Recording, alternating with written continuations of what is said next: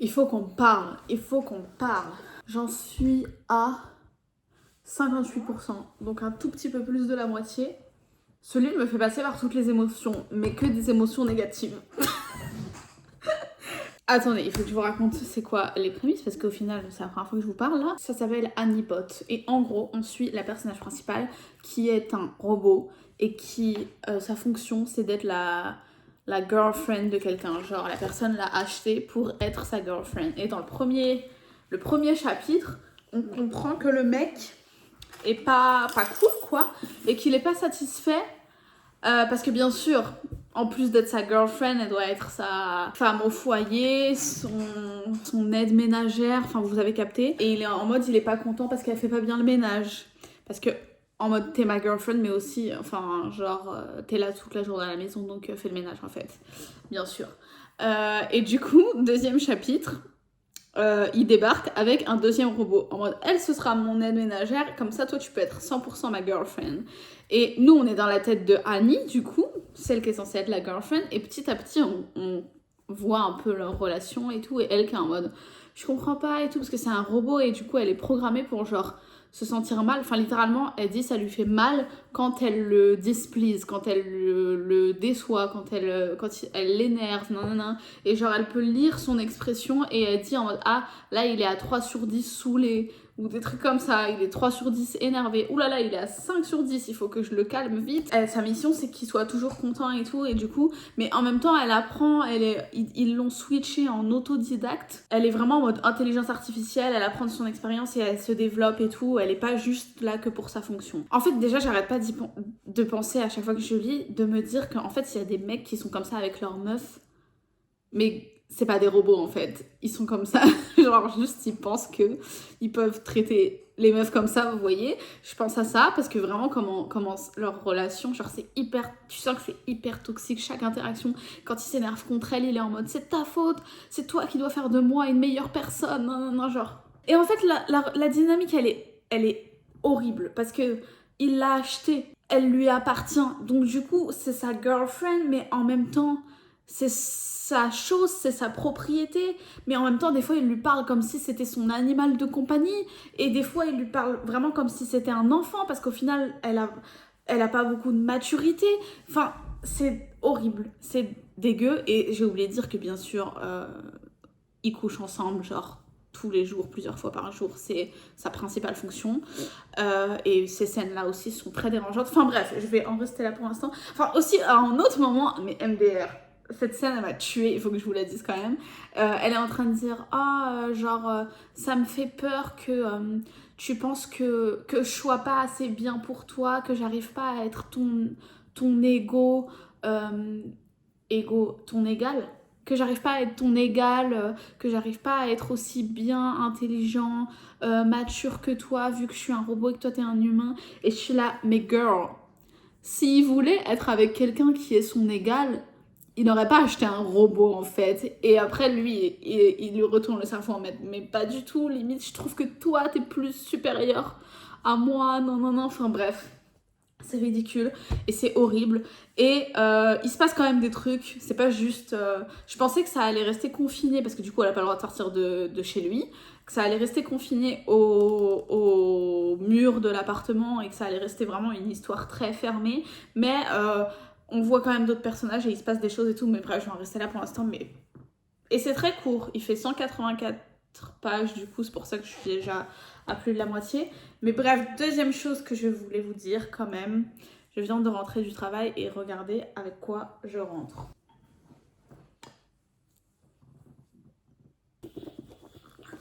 En plus, je match, regardez. Je pense que ça change complètement la direction de cette vidéo et que une fois que j'aurai fini lui, je pense que je vais enchaîner avec lui parce que j'ai pas envie d'attendre et en même temps je me dis ça n'a aucun intérêt que j'ai une épreuve copie en avance si je le lis pas avant qu'il sorte. Voilà, et aussi rien à voir mais Hachette aujourd'hui nous a envoyé des échantillons. Enfin échantillons, c'est quand même une taille assez honnête de thé du Palais d'été. Le thé des Lords, c'est un thé que j'ai déjà chez moi, que c'est un Earl Grey, j'aime beaucoup. Enfin, c'est un Earl Grey assez classique, hein. Il a absolument rien de spécial. Il est un petit peu fort, je trouve. Et le deuxième, c'est Sencha Ariake du Japon. Et lui, c'est un thé vert. Mais je pourrais pas vous dire qu'est-ce qu'il y a de plus dedans.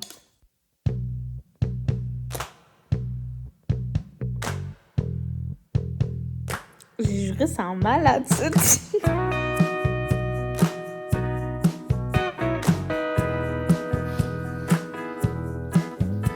J'ai un peu procrastiné à faire cette update.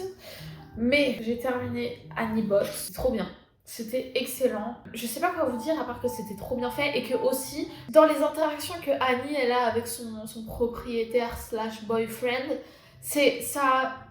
Chaque ligne de dialogue en dit tellement plus que juste ce qu'elle dit de façon explicite. Genre à un moment, le mec il commence à dire ouais finalement je pense que je vais te présenter à mes amis et ma famille et tout, du coup il faut je veux pas qu'ils sachent que t'es un robot bien évidemment parce que la honte, j'ai pas envie qu'ils sachent que je ken un robot parce que voilà. Et elle est en mode bah c'est quoi le problème parce que enfin vous voyez déjà les layers, bref. Et du coup, ils sont en train d'inventer une histoire qu'ils vont raconter, comment ils se sont rencontrés, et tout. Et genre, déjà, ce que je vous avais pas dit quand même, c'est que physiquement, c'est lui qui l'a custom de A à Z. Et il l'a fait calqué sur le physique de son ex-petite amie. Mais il l'a fait forcément plus fine et plus petite pour qu'elle soit vraiment plus petite que lui.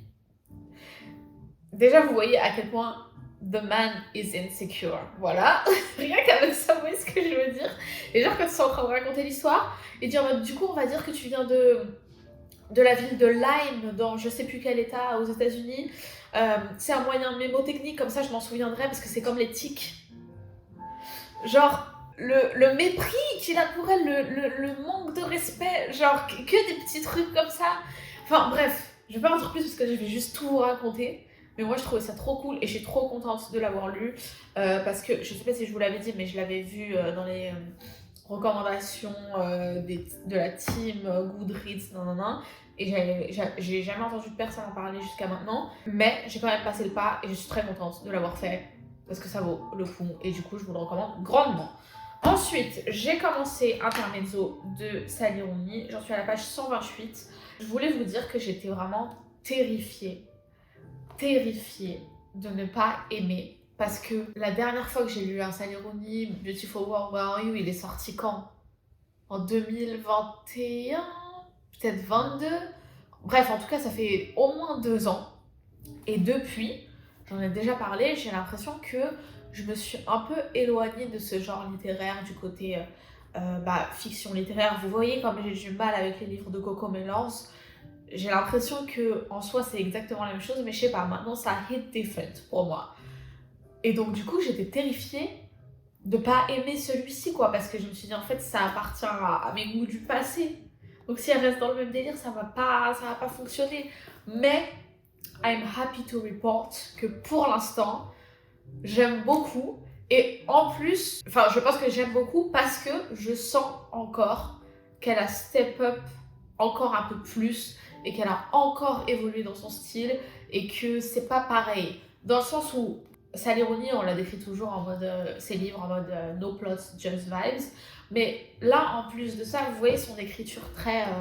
on est dans la tête des personnages et c'est stream of consciousness, c'est juste les pensées, ça coule, c'est un flow et tout.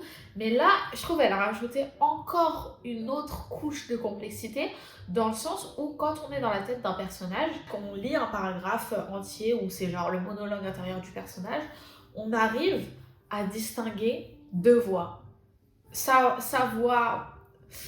En gros, c'est un peu le délire du moi et du surmoi et du... Je sais plus c'est quoi l'autre truc, le côté animal de la personne, vous voyez ce que je veux dire? Et quand on lit, on voit le dialogue intérieur de la personne où t'as le moi qui dit ça et le surmoi qui dit « ouais, tu peux pas dire ça » et l'animal là qui dit encore autre chose et tout. Tout ça, pas forcément distingué dans les lignes du paragraphe, mais quand tu lis, t'arrives à le voir ça. Où il va dire quelque chose, après il va dire non, vas-y, dis ce que tu veux dire vraiment. C'est pas ça que tu as pensé, vas-y, dis-le, t'es dans ta tête. Mais en fait, on le lit ça. Enfin, je sais pas si vous voyez ce que je veux dire, mais juste, C'est dans ce sens-là où je suis en mode, ouais, elle a encore gagné un autre level de sa capacité à décrire la complexité des humains et des relations est encore plus impressionnante dans celui-ci. Du coup, pour l'histoire, on suit deux frères, Peter et Ivan.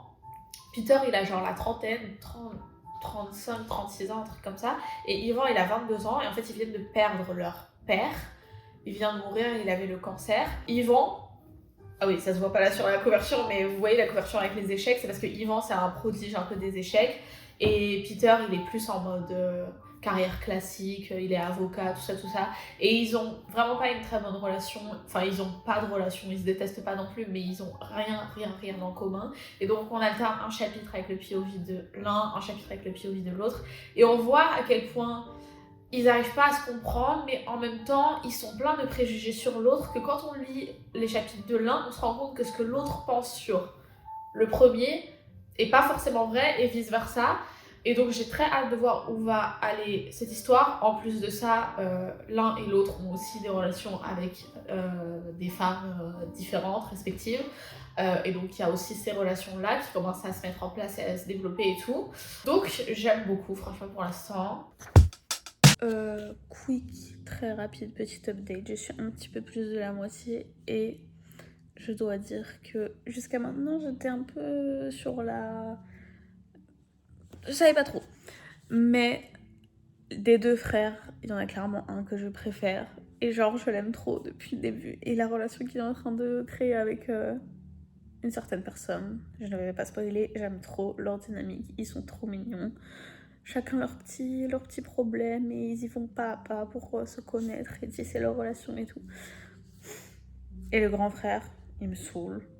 Et il y a trop de malentendus entre eux. Enfin, vous voyez un amour de fratrie, quoi. En mode frère et sœur, on s'aime, mais on se déteste, et on se déteste, et puis on se re-aime, et on s'explique pas vraiment parce qu'on n'a pas besoin, parce qu'on est frère et sœur. Dans tous les cas, on s'aime. Enfin, vous voyez. Je continue.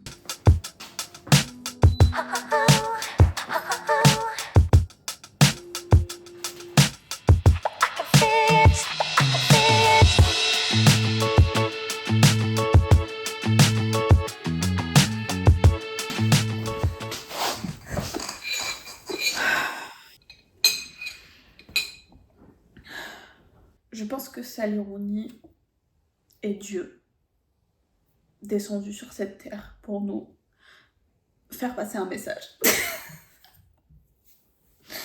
Pardon, désolée pour le blasphème, mais je sais pas comment faire sens de ce que je viens de lire. Je viens de passer les 50 dernières pages à pleurer et je sais même pas pourquoi. Je vous avoue que je m'y attendais pas du tout. Parce que les 2 premiers tiers de ma lecture, j'étais en mode c'est sympa, c'est cool. Techniquement, je sens que c'est bon. Et j'avoue, j'étais très investie dans l'histoire de Ivan, moins dans celle de Peter. Enfin, Peter, il me saoulait en fait. Mais en fait, à la fin... Attendez. C'est pas comme s'il y avait une énorme rédemption à la fin et tout, genre... En fait, c'est juste des gens, des humains, qui ont des relations compliquées et qui essayent de faire sens eux-mêmes de leurs sentiments. Et en plus, c'est particulier, la relation avec les membres de sa famille. Parce qu'il y a quelque chose toujours qui nous font retourner vers eux, même si ils nous déçoivent et ils nous blessent. Et peut-être que c'est lui mon nouveau préféré. Mon préféré jusqu'à maintenant, c'était Beautiful World, Where Are You, parce que j'aimais bien. Je me souviens que la fin, elle était très positive, très optimiste, et même s'il se passe des choses compliquées pendant tout le long, je trouvais que c'était le plus optimiste. Et celui-ci, je dirais pas qu'il est plus optimiste que Beautiful World, Where Are You, mais on part de tellement plus loin dans tout ce qu'il y a à dénouer entre tous les personnages que la fin est d'autant plus satisfaisante. Et même Peter, que pendant tout le long il me saoulait, genre j'arrive pas à non plus le détester, quoi, à l'image de Yvan. Le talent d'être capable de faire ressentir ça juste avec des mots sur du papier, en fait. Pour l'instant, je vais en rester là. Et je sais pas encore ce que je vais lire ensuite. On se reparle plus tard.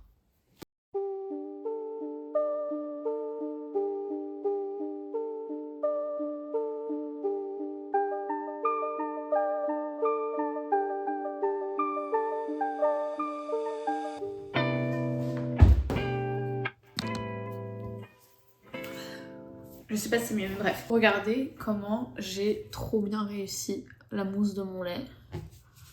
Je suis très fière de moi. Est-ce que c'est bon maintenant? Bah en fait, je vais vous dire la vérité, j'aime pas la mousse. C'est beau visuellement, mais j'aime pas, ça me dégoûte un petit peu. Bref, on n'est pas du tout là pour ça. Je tourne un petit peu autour du pot parce que je pense que je suis un peu en disbelief encore de ce que je vais vous dire. Je ménage un suspense de fou malade, on se calme, bref. Déjà, chronologiquement, je sais pas c'est quand la dernière fois que je vous ai parlé, très honnêtement, je pense que ça commence à se compter en semaines et pas en jours. Ça fait tellement longtemps que le premier livre que j'ai lu dans cette vidéo, il est déjà dans le bilan lecture de la vidéo d'avant. Donc bref. Entre-temps, on va commencer par ça. J'ai lu, parce que je sais pas si je l'aurais dit du coup en intro de cette vidéo, mais de base le concept de ce vlog c'était de lire des livres recommandés par Goodreads et tout. Donc du coup j'ai lu il y a une semaine le livre This World Is Not Yours. J'ai oublié le nom de l'autrice, de toute façon je l'affiche. Que pareil, j'avais trouvé dans les recommandations de la rédaction de Goodreads et tout, et la meuf qui le recommandait, elle disait qu'elle voulait trop le lire parce que elle était très fan de la franchise Alien et que c'était un peu le même délire. Du coup, j'étais en mode Me too, girl. Donc du coup, je l'ai téléchargé sur ma liseuse et c'était à ma grande surprise une nouvelle, pas un full roman. Donc il faisait genre 150 pages, un truc comme ça. Et en gros, je vous explique le plot de base, c'est genre, ça se passe à une époque où, un peu dans le même délire, les gens ils commencent à faire des colonies sur différentes planètes et tout. Et ça se passe sur une planète en particulier où on suit un couple de femmes qui sont mariées. Il y en a une, elle est responsable de la sécurité un peu de la colonie et l'autre, elle est scientifique. Et en gros, sur cette planète, il existe une espèce de matière organique, ça s'appelle The Grey, qui... c'est genre vraiment des petites particules, c'est un liquide ou de la vapeur, j'ai pas réussi à trop comprendre, qui en gros agit comme un peu je sais pas comment dire, en gros c'est une arme de destruction massive dans le sens où la planète, si elle décide qu'il y a une espèce sur sa surface qui ne lui apporte plus que ce qu'elle veut, qu'elle veut qu'elle soit éliminée, et bah The Grey, il va genre détruire cette espèce de façon systématique, donc genre vraiment en mode génocide, mais genre vraiment détruire, genre vu que c'est des petites particules et tout, c'est vraiment genre désintégrer. Enfin, vous voyez, genre dans Avengers, la Thanos, quand il fait ça, et bah comme ça, vous voyez. Et en gros, bah on va suivre un peu les aventures de ces personnes-là, et comment ils gèrent cette situation. Inévitablement, à un moment, cette matière va se retourner contre les êtres humains et comment ils vont gérer les choses. Et c'était pourri, d'accord? C'était pourri. Sur le papier, avoué, je voulais trop bien vendu, ça a l'air trop bien. Dans les faits, on passait plus de temps sur l'histoire, même si je sais que ça avait un lien et ça avait une influence, mais moi ça me saoulait, moi je voulais juste savoir ce qui se passait, enfin comprendre comment cette matière elle marchait. On passait plus de temps à lire les problèmes de mariage des deux personnages principaux que le reste. Du coup ça m'a saoulée, du coup franchement je recommande pas, et je vais pas en parler plus longtemps parce que c'est vraiment pas le propos. Enfin de base si c'est un reading vlog, mais bref. Du coup, il s'est passé des choses entre temps. C'est pas comme si c'était des choses inattendues qui n'étaient pas prévues, mais j'attendais moi pour vous en parler. Donc, vu qu'on est sur une chaîne qui parle de livres, je vais vous faire un petit book haul et vous allez deviner ce que je veux vous dire du coup. Alors, j'ai acheté d'abord de Serge Latouche, ce sont des entretiens de Serge Latouche. Penser un monde nouveau, sous-titre Pédagogie et décroissance. En gros, Serge Latouche, si j'ai bien compris, c'est un prof à l'université et il parle de sa vision de la pédagogie et en tant que partisan de la décroissance et comment on peut incorporer cette idée dans l'enseignement. Voilà. Je l'ai commencé, j'ai lu les presque 50 premières pages, c'est sympa pour l'instant, même si ça fait longtemps que j'avais pas lu un truc aussi qui a besoin de brain. Du coup, c'est un peu dur de se mettre dans le bain, c'est pour ça que j'ai commencé par le plus petit. Ensuite, j'ai aussi acheté À l'école des compétences de Angélique Delray. Le sous-titre, c'est De l'éducation à la fabrique de l'élève performant. Je pense que c'est une critique du système éducatif qui met seulement en valeur le fait de développer des compétences pour investir et et développer un capital cognitif et pour à la fin juste alimenter ce système démoniaque qu'est le capitalisme. Donc voilà, très intéressant. Je ne l'ai pas encore lu, mais ça ne sera tardé. Ensuite, j'ai aussi acheté La sélection des intelligences de Thomas Vien, V-I-A-I-N, sous-titre Pourquoi notre système produit des élites sans vision. Pareil, le sous-titre parle un petit peu de lui-même. Et bon, si vous n'aviez pas encore compris, j'ai aussi acheté ça. Professeur des écoles, des cahiers à la réalité. Donc voilà, en gros, j'ai quitté mon travail et je vais préparer le concours pour faire professeur des écoles. Aujourd'hui, on est lundi, c'est mon premier jour de liberté. Et ça fait très plaisir, même si bon, ça me fait un peu peur et j'ai plein de choses à faire et plein de choses à préparer.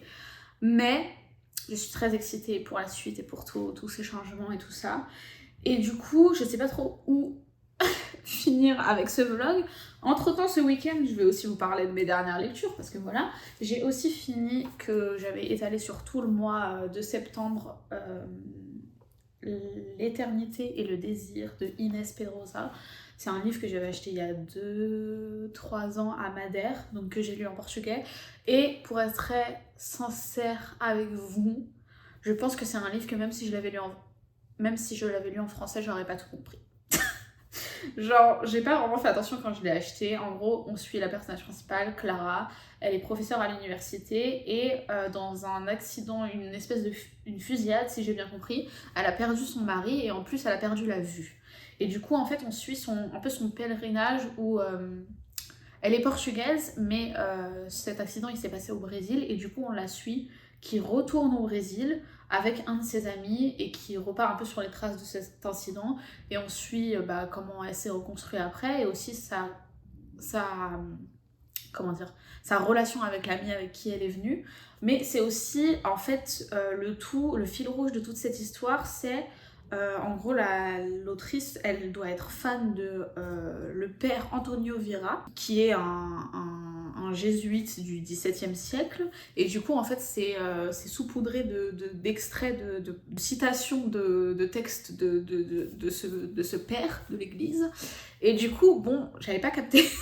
Et il y a plein de passages où mon niveau de compréhension portugais n'est pas à ce stade, donc c'est pour ça que je vous dis, j'ai compris dans les grandes lignes, il y avait des passages un peu jolis et tout, mais j'avoue, même si je l'avais lu en français, je pense que j'aurais été un peu en mode dans le referment, ok, what was that? Bref, mais en tout cas, je suis contente de l'avoir terminé. Et doucement, mais sûrement, je suis en train d'essayer de finir le 4e tome de La Nuit prodigieuse, et If you know, you know, je viens de lire ce matin le passage où Nino nous fait encore une énorme dinguerie avec la femme de ménage ou la nourrice, je sais plus, quand elle vient d'avoir sa 3e fille, Elena. Donc, un peu eu envie de jeter ce livre par la fenêtre, mais je vais essayer d'aller au bout.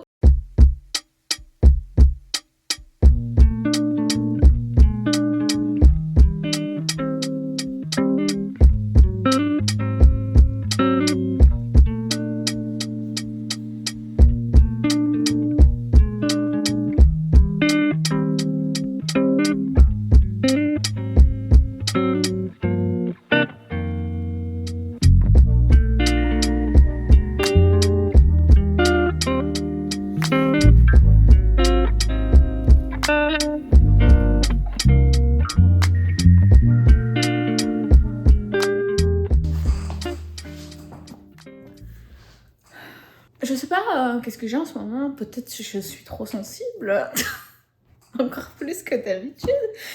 Je me dis aussi que peut-être qu'inconsciemment j'ai fait exprès de mettre autant de temps à le finir parce que c'est pas des blagues le vide qu'on ressent quand on le termine. Oh non, mais encore, je fais que pleurer dans cette vidéo. Je sais pas quoi vous dire parce que j'ai envie de faire sens, de vous dire des choses carrées, bien concrètes, bien concises. Mais même toute cette série, c'est juste le personnage de Elena qui nous raconte tout ça et qui essaye elle-même de faire sens de tout ce qui s'est passé. Et là, en lisant les dernières pages, on comprend. C'est que supposition après supposition et elle est arrivée à aucune conclusion précise et certaine. Donc, qu'est-ce que moi je vais rajouter là-dessus? Je sais pas, juste, voilà, regardez. Et si vous voulez vous sentir dans le même état que moi, lisez-le. Et aussi, pour en parler un petit peu quand même de ce qui se passe dans celui-ci à la fin, If You Know, You Know, en plus avec le titre, à la fin, les dernières pages, c'est vraiment l'hécatombe. C'était dur, franchement, à la fin, c'était dur, je m'attendais pas à ça.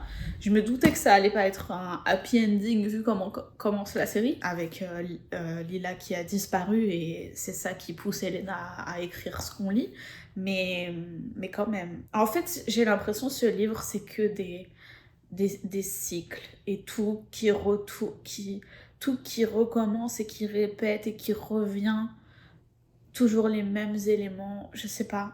Vous voyez, j'essaye, mais j'arriverai pas, c'est pas la peine. J'arrête. Voilà, je l'ai terminé, et c'est aussi la fin de cette vidéo. Je sais pas quoi vous dire. Je n'ai pas commencé à la monter, je sais pas à quoi va ressembler cette vidéo, vraiment c'est n'importe quoi. Mais je tenais quand même à dire que... qu'est-ce que je voulais vous dire? Que, vu que maintenant j'ai plus de temps libre, je pense que je vais repasser à un rythme de 1 fois par semaine. Donc j'espère que vous êtes contents. Vous allez me voir tous les dimanches maintenant. Si j'arrive à tenir le rythme, je vous fais pas de promesses. J'ai déjà lu un des livres que je vous ai présenté, celui Penser un monde nouveau de Serge Latouche, c'était vraiment super. Et je pense que là, je vais devoir lire plein de non-fiction et de petits trucs très light, très cute, parce que c'était beaucoup. C'était beaucoup. Des petits, vous voyez, des petits trucs cosy pour l'automne et tout. Donc, si ça sonne comme des vibes qui vous plaisent, qui vous intéressent, si vous êtes encore là déjà, merci. Et on se retrouve pour la suite. Voilà, je sais pas, moi non plus, je ne sais pas faire sens de mon existence actuellement. Bisous.